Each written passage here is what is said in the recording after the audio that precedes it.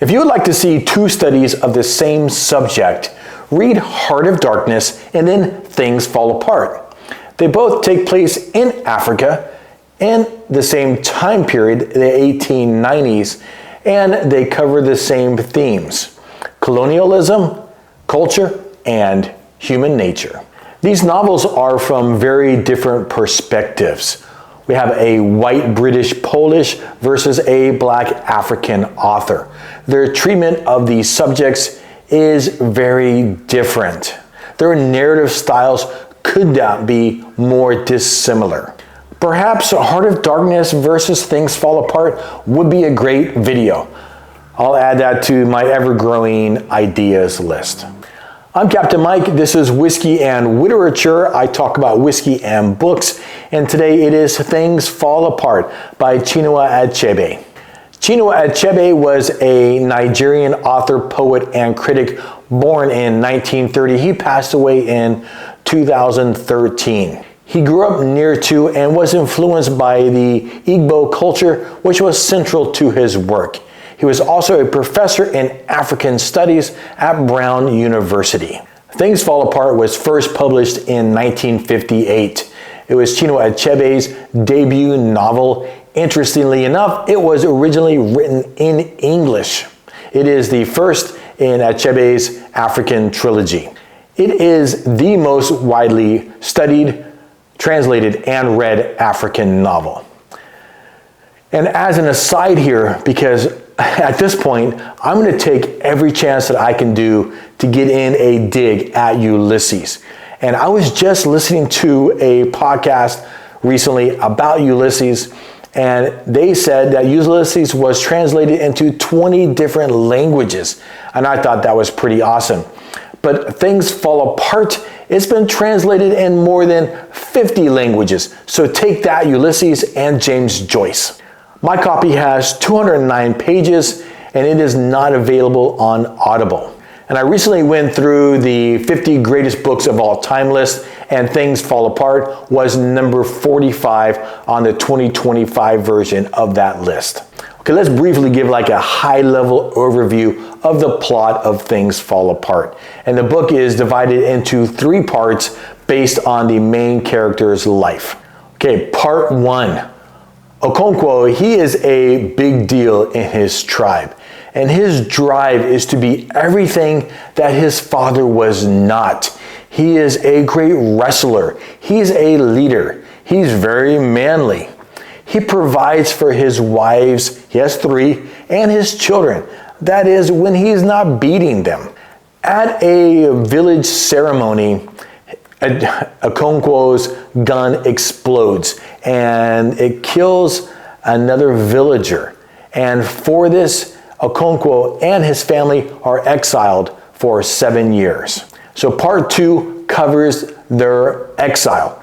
And Okonkwo and his family, they go to Mbanta, which is Okonkwo's mother's homeland. And while he does build a life in exile, he's always looking forward to and preparing for his return.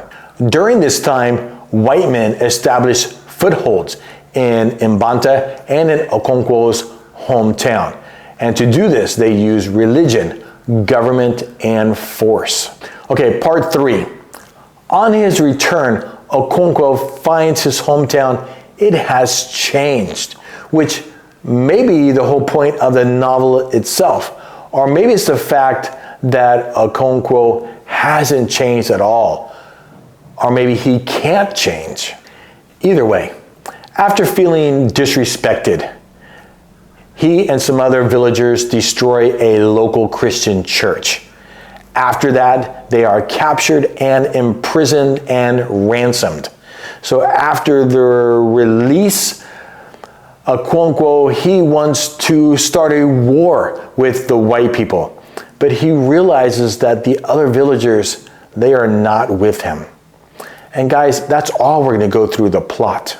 As far as the style of the novel, I find it to be relatively simplistic. It was very linear and easy to follow, and while aspects of the culture and their day-to-day life were unfamiliar to me, I found I had no problem understanding the context of what was happening. Themes include culture, colonialism, adaptation, religion, and masculinity. Okay, my thoughts on Things Fall Apart. Overall, I did enjoy the read. It was quick and easy. I get why this book is so widely read. Basically, he just tells you a story and lets you interpret it with your own perspective. He doesn't reduce the Africans to savages, nor does he really glorify their culture. He allows the native tribes or their members to be shown as flawed. They're naive, they're unaware of what is coming at them. The difficulty of change. Nothing is permanent. Things fall apart. This is just my opinion, but I do not believe that cultures have an inherent right to exist. And perhaps that's just my white male born in the USA showing through. In the end, I think this book does stand out against all the other books on the greatest books of all time list in its simpleness. I do think you can read the book on two separate levels. You can just read the story and enjoy it, or you can try and see a little deeper. What was Mr. Achebe trying to tell you? What does the story mean? The problem is there just isn't a lot there. There is not a lot of depth or complexity to this novel compared to the other books on the greatest books of all time list. I didn't find myself reading this book and questioning or wondering about really anything. I don't know. Maybe there is greatness in simplicity. Anyway, guys, on to the star rating. And I judge all my books on 5 criteria. If you have any comments or thoughts, feel free to leave them below. Okay, so first up, initial response. How do I feel as soon as I finished the novel? And I gave it a 4. I felt pretty good. I enjoyed the story and I felt good about reading it. Number 2, recommendation. How likely am I to recommend this book?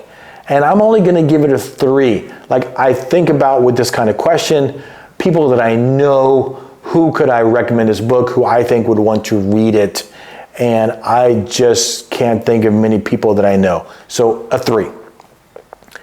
Number 3, style. Did I enjoy the writing style? And I do think it was nice and easy and linear, quick. I gave it a 4 for style. Number 4, plot and structure. How engaged was I in the story? And I did enjoy the story on that surface level, right? I gave it a 5 because I wanted to know what was going to happen next. Number 5, characters. Are they relatable, believable, and engaging? And honestly, I only gave it a 3 with the characters. Now, it's only 200 pages long, so there's not a lot of time to develop characters and really get to know them. I felt like the only one that we spent much time with was Okonkwo. And it just not a lot of depth in his character, and any of the other characters, I don't feel like there was development going on with the character. Anyway, so we got a 3. Okay, that's 19. And 19 divided by 5 is 3.8. So 3.8 stars for Things Fall Apart by Chinua Achebe. And for me, that's a pretty good score for this book. All right, my guys, thanks for watching. If you've enjoyed the video, like it, subscribe to see more of my content. Again, I do talk about whiskey and books. But for now, my friends, you know what to do. I hope you're reading something good and drinking something great, and wear that damn hat. Cheers.